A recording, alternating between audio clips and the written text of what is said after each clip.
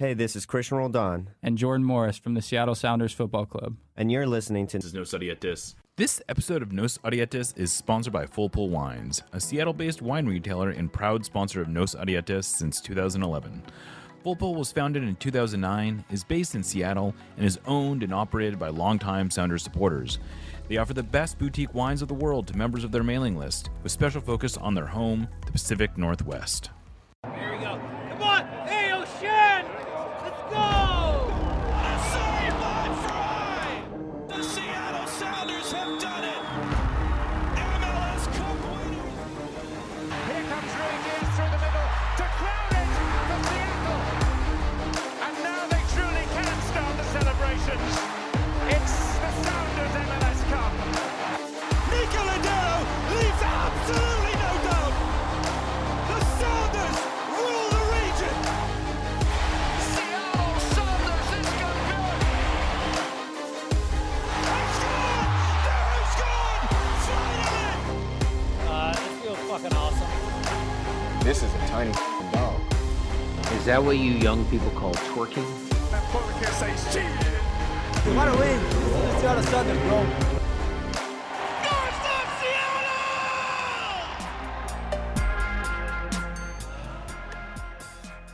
Welcome back to another episode of Nos Odietis, sponsored by Full Pull Wines and our subscribers.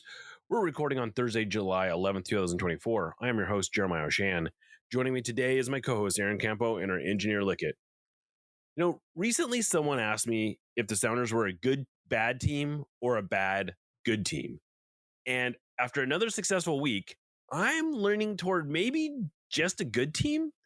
On Saturday, the Sounders scored a pretty comprehensive 2-0 win over the New England Revolution, and they followed that up just 2 days later with a road win over the Sacramento Republic in the quarterfinals of the U.S. Open Cup.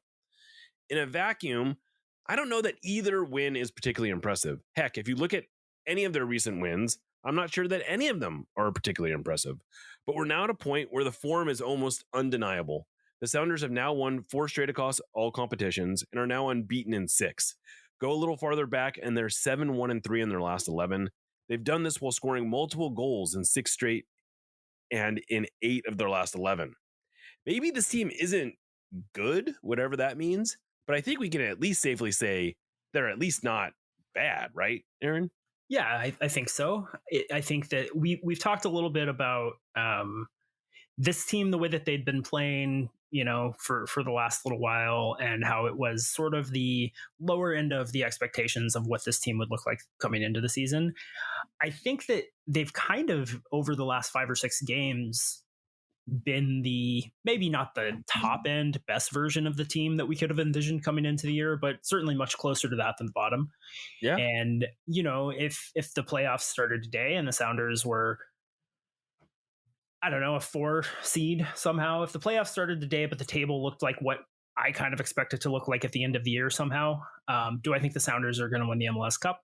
Probably not, but they're really hard to beat, which I think is important. That's really, especially, you know, in knockout soccer, that's an important characteristic. And they're increasingly finding ways to score goals.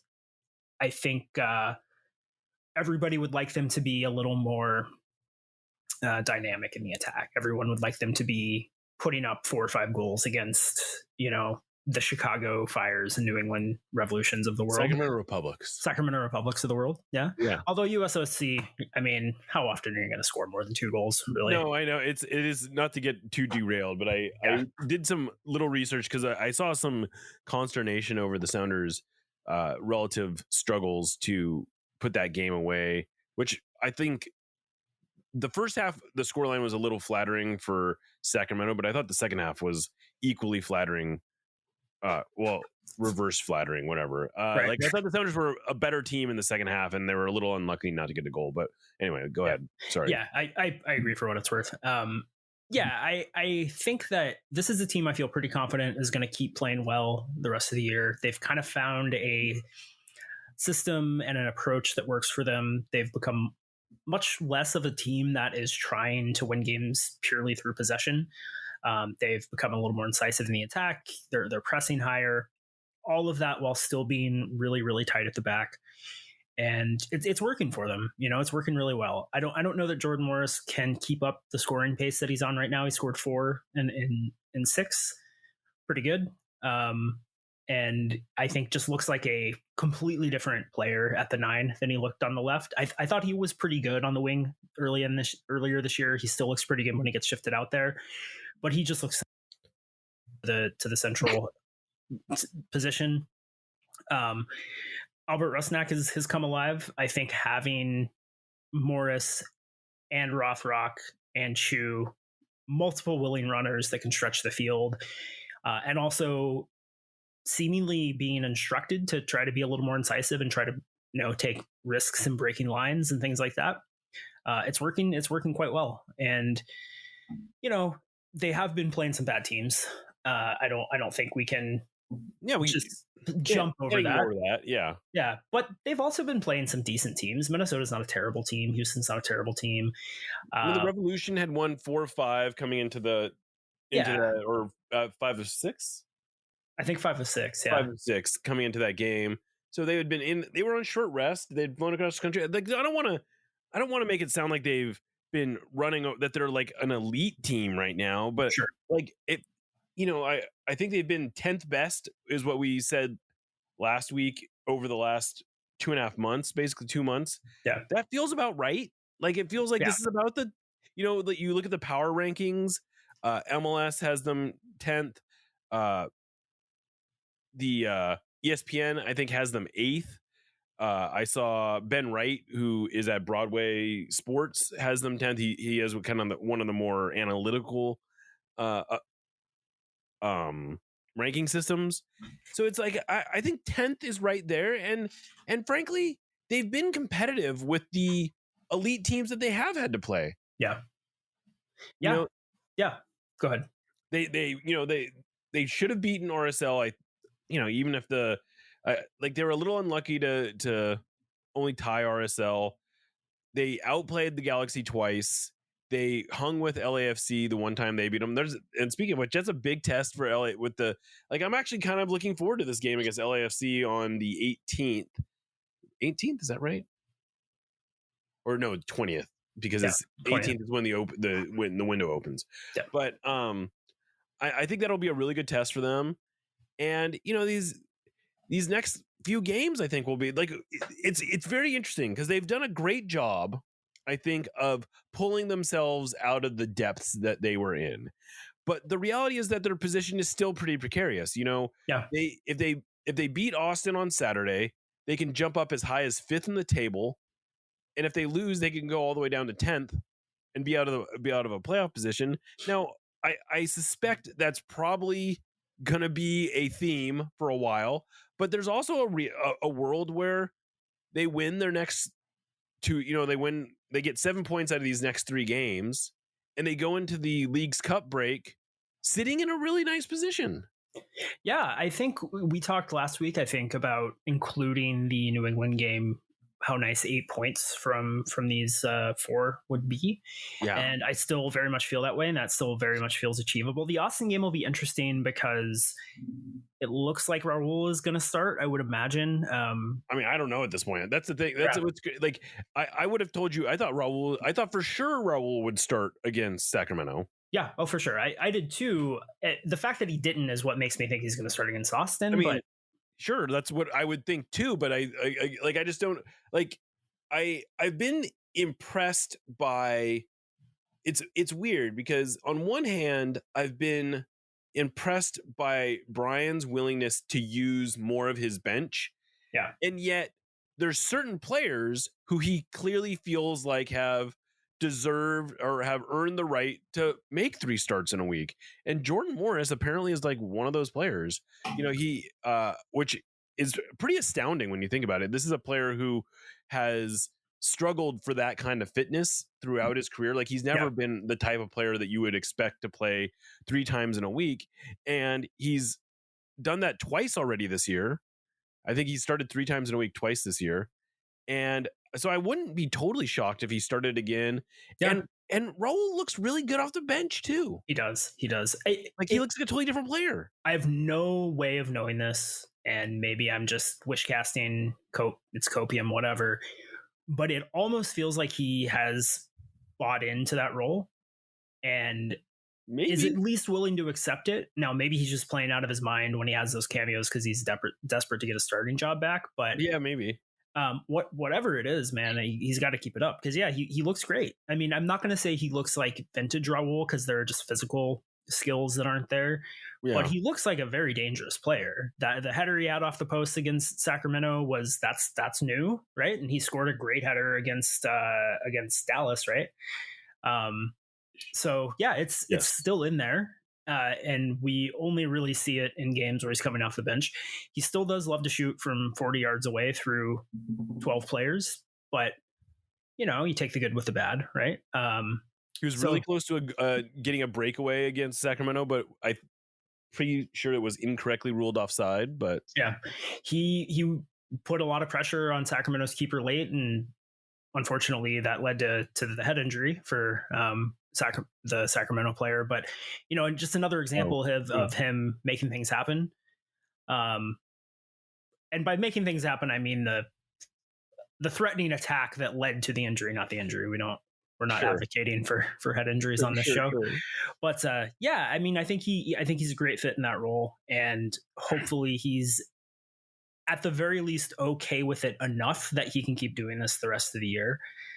And I mean, if Jordan starts in Austin, I'm not going to be disappointed by that. I think he's been fantastic. He's always had a pretty good engine, like a pretty good motor and lots of legs, but he just has been, like you said, prone to getting dinged up. He just looks sturdier to me as he's grown into veteranness, I guess.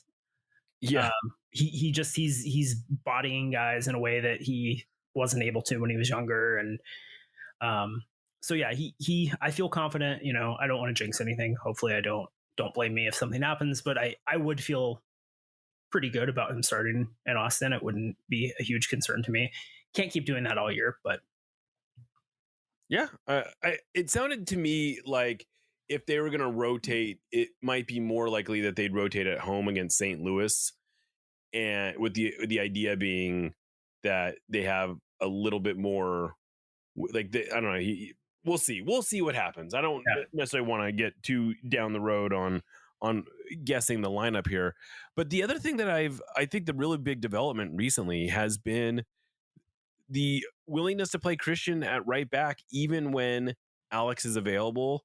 And like, to me, the biggest sign of the change there is that he started Christian at right back 2 days after he started him against, did he get started against the Revolution? Yeah. And frankly, Christian looked like might have been the best player on the field against Sacramento. Yeah, he had a great game. He looked good against the Revs as well. The play-by-play guy in the Sacramento game last night said, Alex Roldan's still working his way back to fitness after being injured. And it's like, I don't think that's what's going on here, man. I think I mean, I'm a little skeptical of that one. Yeah, but I suppose it's possible, but that does not strike me as, that sounds like something that Brian probably told him. Sure. But I don't know if that's what's going on. Yeah. And I mean, Alex looked pretty good, I think, when he came on. He's still a very useful player, but I do feel like, at least until De La Vega is healthy, this is more or less the best collection of players in their best positions. And when De La Vega is healthy, he slots in, I think, pretty nicely over there on the left. And it's great. It's so much better to watch. They're a pretty fun team right now. And it's also so frustrating knowing that they are one or two players away from being, I think, a legitimate MLS Cup contender. I think if you add another real attacking threat to this team, they're not as good as anyone, but good enough that they can go on a cup run. Well, do you consider Pedro de la Vega one of those players, do you think? I mean, I think that's on top of Pedro. But I think they are a much better team with Pedro de la Vega. Obviously. I mean, this week, Brian hinted at the pot. Well, he didn't hint at it. He said that he was in the conversation to potentially start against Austin, which feels a little early to me. Right. But he knows better than I do, presumably. Sure. And Yeah. I'm excited to see him play either way. I mean, that's what's sort of really exciting right now is that there are real choices. Like, Yeah.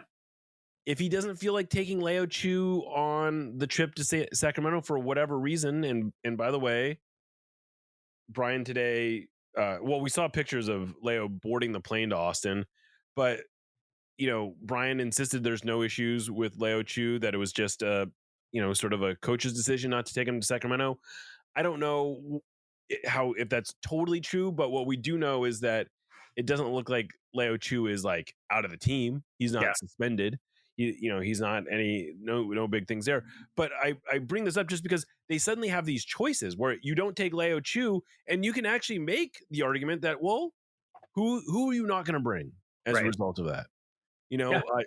Danny Leva did travel, but I guess he didn't even suit up for that game, which I think is kind of another sign of the depth that they have right now.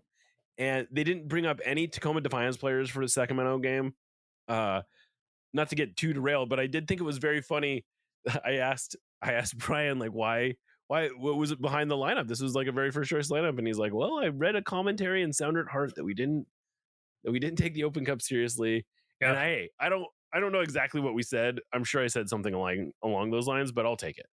Yeah, it's good. I mean, it's good to know that they are willing to, not even in a sense of like gloating, necessarily on your behalf, but like just like they're willing to listen to other perspectives and change their minds about things. And I think that that's pretty rare in sports.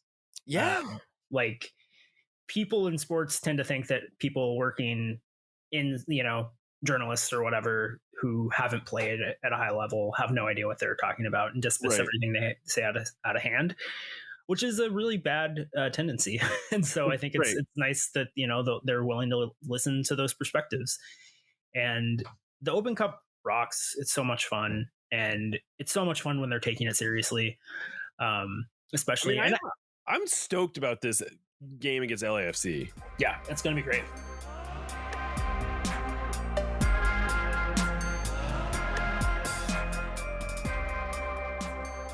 Like, yeah. I guess tickets look like they're going to be pretty expensive. ECS has, I don't know if they've actually started selling them yet, but they did put them in their marketplace, and they're going to be $69. And those are probably, if not literally the cheapest, they are probably among the cheapest seats. Yeah. I'm guessing there's going to be standing room only tickets this available that will probably be cheaper. I think usually the uncovered bleachers are cheaper as well, but it's not going to be $20 to get in like it was for a long time. But I don't know. I think my understanding is U.S. Soccer is sort of driving the pricing structure on that a little bit. Yeah. But B, I can't really, like, I don't know. There's only going to be 4,000, 5,000 people there. Hard to, it's like, it's going to be a high demand ticket. It is. I mean, that's the reality. Yeah.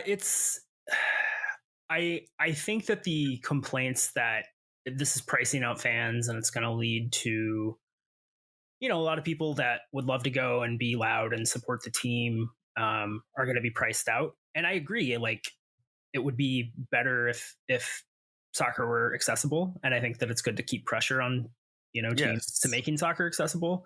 Yeah. But that's really a complaint with our entire economic system when it boils down to it. And we can't always expect teams, especially when U.S. soccer is involved. One of the money grubbing collections of people in sports. Well, they got a buyout. They got a big buyout to pay. To pay out now. Yeah, and they're gonna have to pay another more money for the replacement. But pay another buyout in approximately 26 months. Yeah, that's another podcast. But and by the way, just to tease a later segment, I think we're gonna do a whole segment on sort of the pricing and the experience of, like, I know we kind of got into this a little bit a while back, but we both recently went to games as fans, and I think we have some fresh analysis of this that we'll share, but that'll be for the second segment. For now, we're talking about the Open Cup. We're talking about the last couple weeks of this team. I did want to share a little bit more about I went out to Sacramento for this game, and it was great. Like, I was sort of reminded of like this tournament is awesome. Like it's we hadn't gone on a good run for a while. You sometimes forget what it's about, and especially when you're playing all the I love that the Sounders are playing all these lower division teams. It just makes it so much more interesting. Yeah, and they're lower division teams that, I mean, since the last time the Sounders went on a deep cup run like this, USL has leveled up quite a bit. For sure. You're playing in packed stadiums. I mean, that game was sold out, right? Yeah, I mean, it was great. There was a great atmosphere. And, the teams are good enough that you're never comfortable, which is nice. There's real tension. The Sounders had one of my favorite mixes of players in competitions, where it's lots of veterans who are very invested in the team's success, who have been here for a long time, who know how important these games are. They've been there before, yada, yada, yada. And then kids who are desperate to, make an impact. Josh Atencio has not been getting a lot of playing time lately. Yeah. Comes in, scores a goal, takes an advantage of the opportunity. Yeah. Reed Baker Whiting. Yeah. He had a great game. The Nuhu Reed Baker Whiting pairing that I don't know that we'd seen this year looked, I thought, quite good. They complemented each other pretty well. Yeah. So yeah, there's always fun stuff you can find out, from games like this. The other teams, it means so much to them. You're desperate to avoid being cup set. It's the worst feeling in the world. Yeah, it's great. I mean, it's a blast, and then you get to the latter stages where Olivier Giroud has to come play at Starfire. It's great, and anybody that would it be better if the Sounders had their own stadium and they didn't have to play at Starfire? I think everybody can agree that all things considered, that would be better. But this is so cool in its own unique way that it's worth celebrating. Yeah, I had a Twitter exchange today with someone who I think is well-meaning, and I'm not trying to light him up or anything, but a guy named Michael Bautista, who's done a great job covering lower league soccer, who is very invested in the US Open Cup. And so I'm not trying to get into him, but he made a comment about how it's this shameful that the Sounders are even bidding to host the semifinals. And I was like, I don't put it on. I think it's great. The Sounders aren't choosing to play at Starfire. Starfire is the only venue they have available. Why would they not give themselves the best chance they can to win this thing? I'm glad that they bid on it. And by the way, it's going to be a lot of fun for the 4,000 to 5,000 people that show up. And I think it's a great experience. And his point was, it's just embarrassing for, I guess, the Open Cup that they are going to be playing in he said a multi-use stadium. I mean, I think that's putting a pretty broad. Lumen is more of a multi-use stadium than Starfire, I would say. Yeah, it's basically a soccer. It's as much of a soccer-specific stadium as, frankly, anywhere in the United States. Right. But let's not get bogged down in that. The point being that it's a small venue. It does feel kind of small time, but it's going to be a great atmosphere. It'll look good on TV, frankly. Yeah. It's going to be a lot of fun. And I don't know. I think in some ways it actually heightens I think what makes the Open Cup great is that it doesn't feel like league play. It's distinct from league play. And I think one of the things that makes it distinct is that the MLS teams are playing in their secondary arenas that are not always, but a lot of the teams are playing in secondary arenas. And I think that actually does add to this tournament. It's not Champions League. It's not the playoffs. It doesn't need to pretend to be these things. It can be its own thing. I loved that a helicopter dropped or delivered the game ball onto the field the other day. I love that they are doing in-game sponsorships. I love this. This is the stuff that I think it should. I like that it feels like a minor league sports event. And would I want to go to that every day as my home team? I don't know. Maybe not. But as a one-off event like this, it's great. It's spectacular. The US Open Cup is for the sickos. And people like us who mythologize things like the red card wedding, which never would have happened at Lumen, never would have happened in a league game. Only could have happened in the Open Cup. Yes, absolutely. Starfire has so much importance to this club and their history with the Open Cup, and it's so important to how seriously the fans of this club take the Open Cup. And I just think that it's like, I understand this desire for the Open Cup to be taken as seriously as the FA Cup is in England. Right. And for it to be this huge deal, but it's not. American soccer is what American soccer is. But the people that are passionate about this tournament, the people that show up, that are going to show up and shell out $100 or whatever to go to Starfire, to sit in metal bleachers to watch this game, are super passionate people. And they're super invested in this competition. And yeah, it would be great if the Sounders could fill Lumen for a semifinal. But they can't, right? So let's celebrate what it is rather than what we wish it could be and never will be.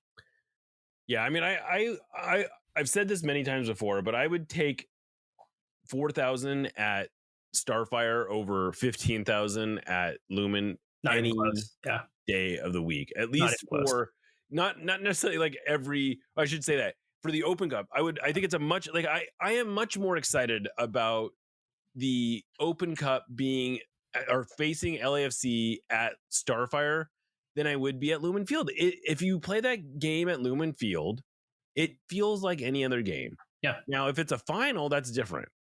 Like that's a final's a final. Like there's no. I want that. Like I hope they. I'm sure they would have the final at Lumen Field. Tickets will probably be expensive, but man, I think that'll be a blast. Like I think people will show out for that, and it'll be awesome if they get there. But the semifinal is not the final, and I would much rather play the semifinal at Starfire. I'm glad they're playing at Starfire. Yeah, I guess that's what I'm saying. Yeah, I mean, Starfire, obviously it hasn't been there as much the last few years, but historically has been the most lopsided home field advantage you can get. I mean, it's got to be. I mean, their record is like 24-1-1 or something like that. Right. Yeah, it's and that I think also makes the US Open Cup kind of fun, right? Where it's just like gamesmanship like this. And yeah, I totally understand the perspective of I want this to be taken more seriously. I don't want it to feel like this very clearly secondary thing. But how long has the Open Cup had to be leveled up? Right. Where and it's just US soccer just isn't willing to put in the resources for it. For a long time, the MLS teams tried very hard to put in the resources for it and have it taken more seriously as a competition. I think they just got sick of it, of having to do all the heavy lifting. So it is what it is. I'm glad it's still around. And yeah, I'm gonna that game against LAFC is gonna be a blast. Yeah, I totally agree. I'm stoked about it. I think it's gonna be. You know, I hope LAFC brings most of their top players. I love the idea of them using the auxiliary bathroom for their locker room. Yeah, it's very funny. I just don't understand how you can't find that charming. I agree. I think it's really funny. I think it's awesome. And like it will be great if Olivier Giroud comes. It'll be great if Danny Wonga comes and I don't know. It today, Brian Schmetzer joked about how I can't wait to see Steve Trundle's face when he walks into Starfire.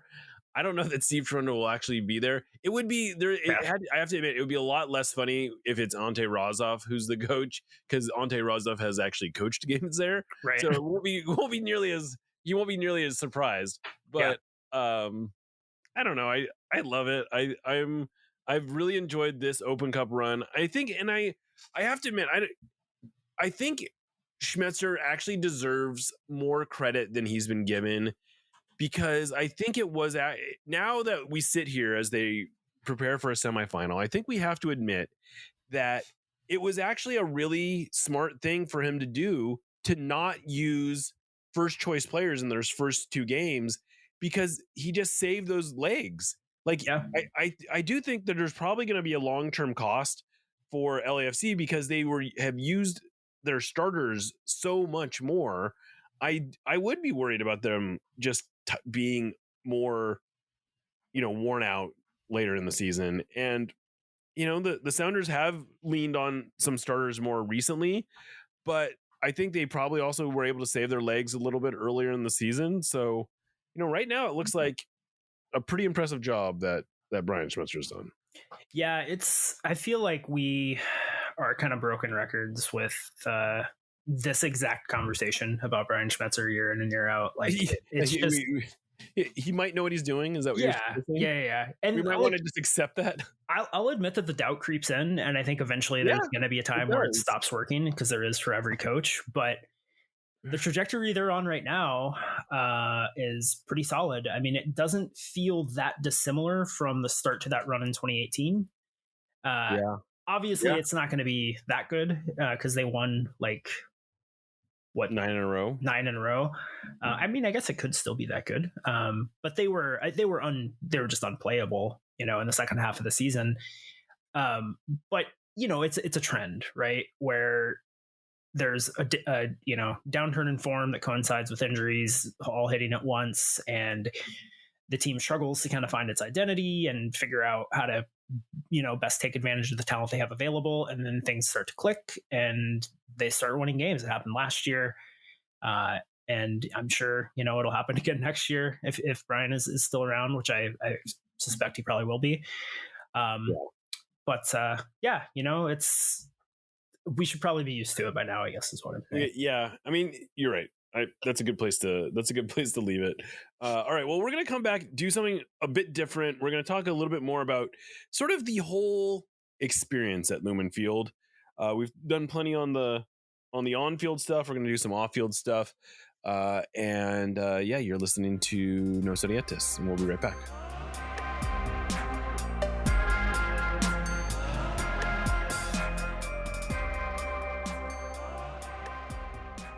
Welcome back to Nos Arietes. So we are going to get into this whole bit about the experience at Lumen Field. But first, I did want to talk a little bit about a couple rumors that came up this week. One incoming, one outgoing-ish. But the incoming rumor is a Croatian player named Dario Spicic, I think is a good, close, maybe way to pronounce it. Anyway, he played for Dinamo Zagreb, which is the big team in Croatia. They are I think they're the most successful team. They're certainly the defending champions. Spicic is I can't. That's going to be tough. He's got a decent goal scoring record. He averages about a goal contribution every other game the last 2 seasons. He has a pretty extensive history with the Croatian youth national teams.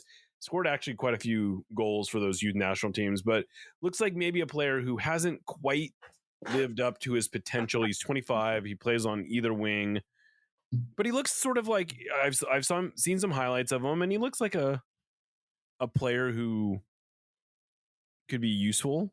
Yeah. My understanding is the Sounders are really looking at him.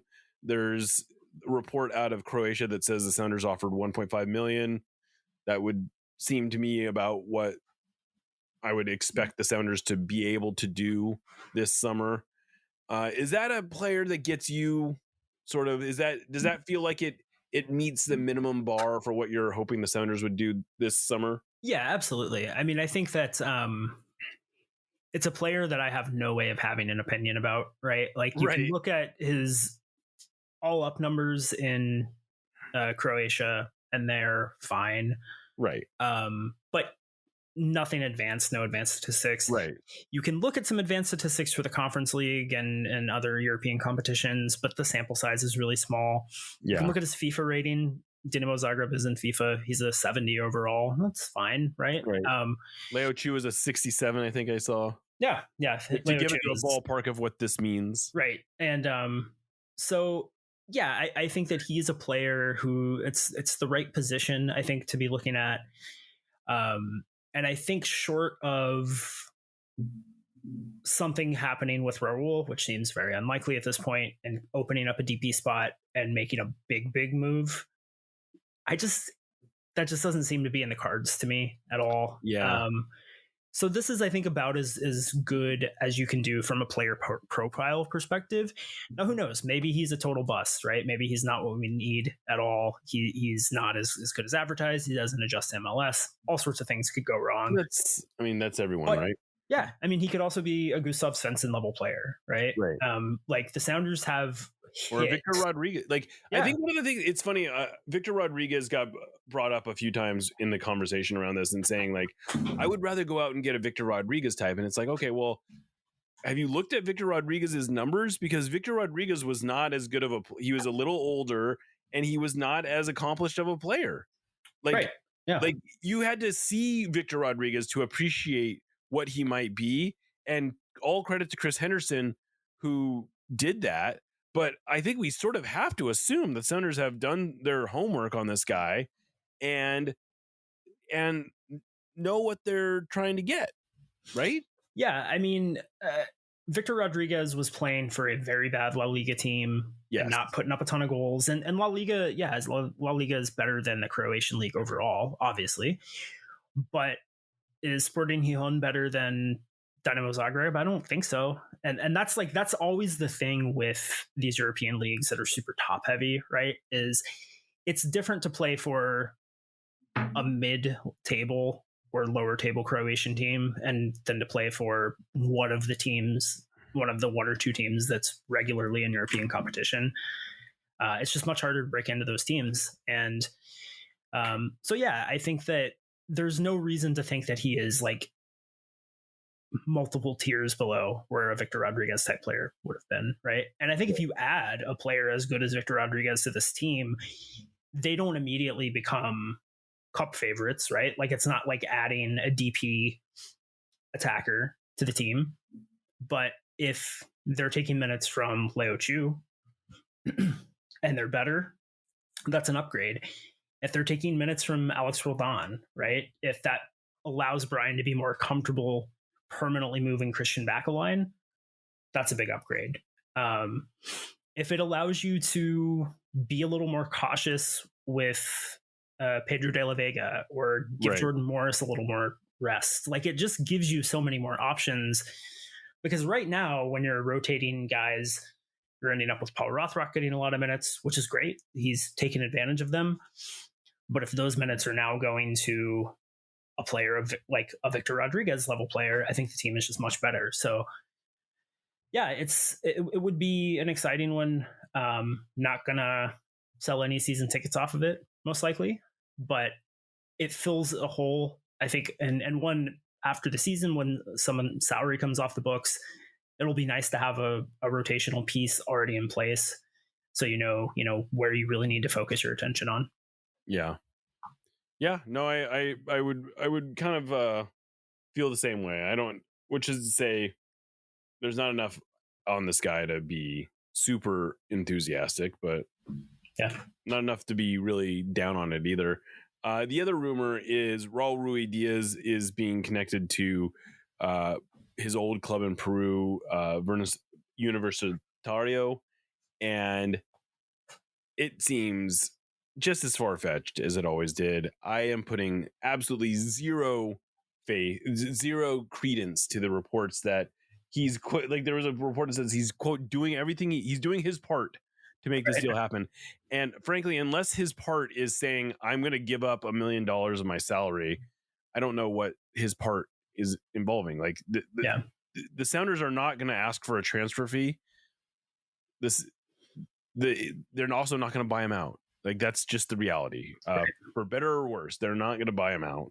And I don't think that, unless they're planning on actually replacing him with the designated player, I don't know why they would consider buying him out. He's a fine player for them, and it's a sunk cost essentially.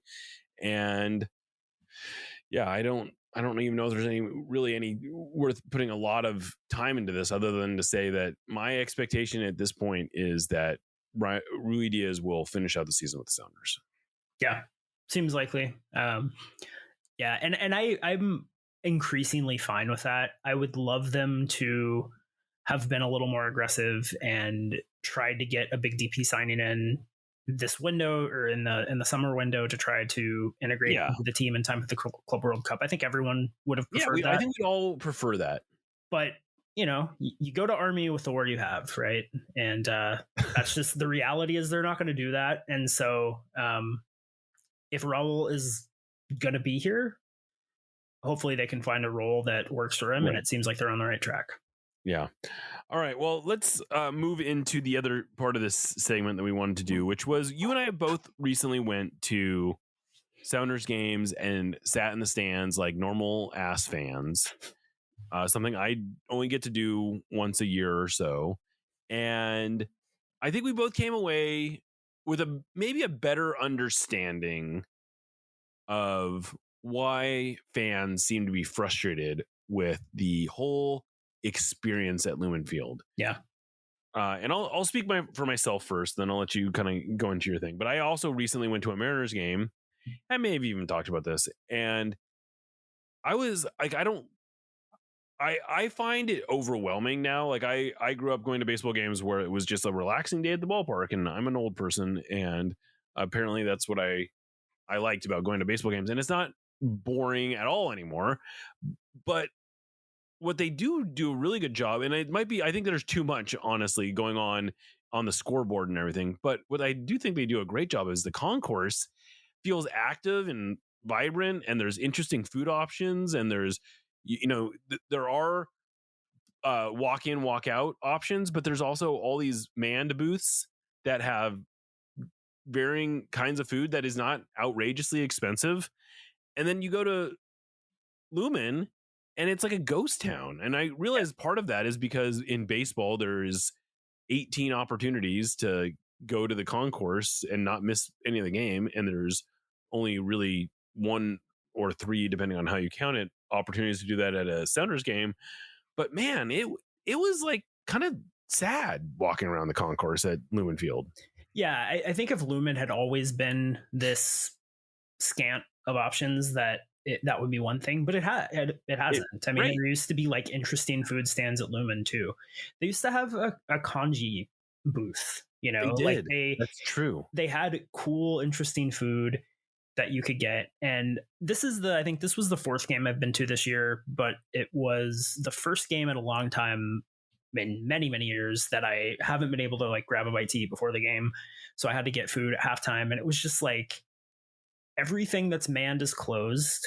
Mm-hmm. The person I was at the game with had to go to like a completely different section to find anything they could even eat.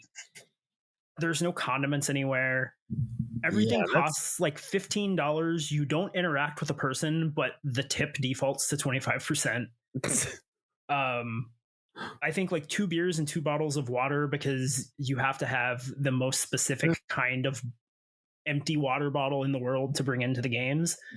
And it was like 90 degrees. It was like $50 for 2 beers. It's just, I feel, and I know how old and whiny I sound. I totally get it, but it's just like, it's not a good experience at all, like on any level. And it's, I don't want the Sounders to move to the suburbs. But when you go and kind of look at things from their perspective of like knowing that the customer experience probably kind of sucks, but also not really, it's like, well, we're just tenants, right? Like, right. You do start to understand them wanting to make those numbers work out a little better. And it's frustrating, like as a Washington State taxpayer who is paying for that stadium still. Right. Like just knowing that like there's this team in this region that's super popular that is basically treated like an Aerosmith concert, even though they're like the most frequent tenant at the stadium. Well, my understanding is, I think and this is maybe speaks to the problem, is that my understanding is like Seahawks games aren't much better. Like they're better, but they're not as like it's still not T-Mobile, and certainly not Climate Pledge in terms of the concourse experience. And I feel like that could be improved, and like I don't know, I get frustrated though, because it does feel like First and Goal has sort of gone out of their way. First and Goal is who operates Lumen Field, And, they're building all these amenities that are mainly targeted for Seahawks, but they're also mainly targeted for higher spending clients. Like the club level concessions aren't bad. Like, Yeah. those are pretty decent options, but it's all the normal people that are kind of getting screwed. And I feel like there's got to be a better way to do this. Like it just, it gets more and more expensive every, the Sounders are going to put out their season ticket renewals sometime in the next few weeks. And I would imagine there will be some enticements to get people to renew that will probably feel worthwhile. But I think that the biggest challenge they have right now is that it just doesn't feel like you're getting enough entertainment value for your dollar, even though the tickets are relatively cheap compared to other professional sports, because it just, when you're there, it doesn't feel as much like a big event the way that it used to. Yeah, it doesn't feel special. There's nothing happening in Pioneer Square. There's very little happening outside of the stadium. Yeah, I guess the Sounders, I didn't realize this until recently, but the Sounders effectively have stopped supporting the march, which I think was originally a thing they did as part of COVID. And I guess they brought it back on certain occasions, but for the most part, they don't have that rally, I guess, out at Occidental Park anymore. Right, which was just like so part and parcel of the game day experience for a lot of people, so many years. Yeah. It's disappointing. It's not that I ever doubted people's complaints, but when you go and experience it firsthand, it really is stark and brings into focus like how much worse the experience has gotten. Yeah, it's a bummer, because I do think there are elements that they're sometimes unfairly maligned over, but like just the general cost, I think, is one of those things where it's like, yeah, like I get it. I don't love, like, I have season tickets. I don't love that my tickets go up every year either, but I also do appreciate that this is a reality. But man, I like the same way that we talked about how you can't logic fans into just, like, on some level, the transfer market is a tool to sort of keep fans engaged. The other way to keep fans engaged is to like make the stadium experience feel special. And it just doesn't feel special anymore. And it pains me to say that. It does. It really does. Yep. It's a bummer. Yeah. Well, I feel like we've done this a few times lately where we've started a show on a positive note and then we bring ourselves down. And I don't have a fix for that other than to say we're just speaking our truth. Sometimes we gotta do that. We're truth tellers. We're truth tellers. We're the only real truth tellers left. Exactly, Aaron. But I am genuinely excited about this Open Cup semifinal, which is not for 6 weeks. Yeah, but I am like enjoying watching the Sounders again, which I don't want to. I don't want to undersell that. Like, the last month or so of watching the Sounders has been a lot of fun, and I hope that it continues to be fun. And like, I don't know, it would be neat for them to go on a Leagues Cup run. Although I'll admit, I'm less worried. I would much rather them, if I had to trade 3 wins in the next 3 games or whatever, I'll even take 7 points in the next 3 games.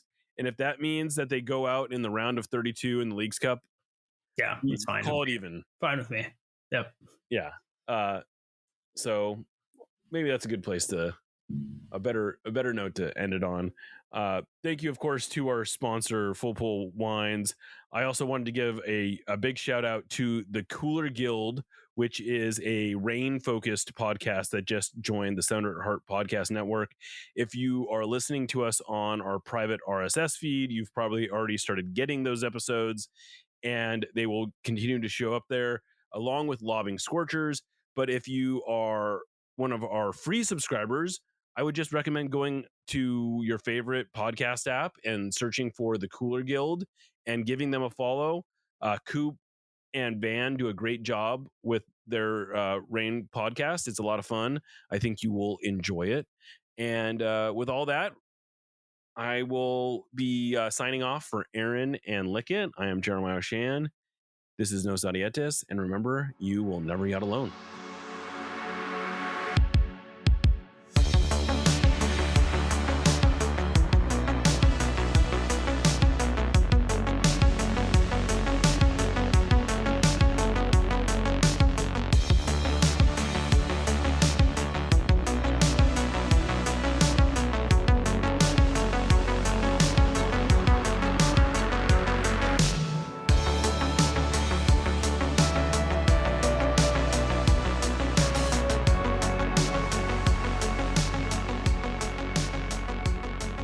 We love you. Let's win another one.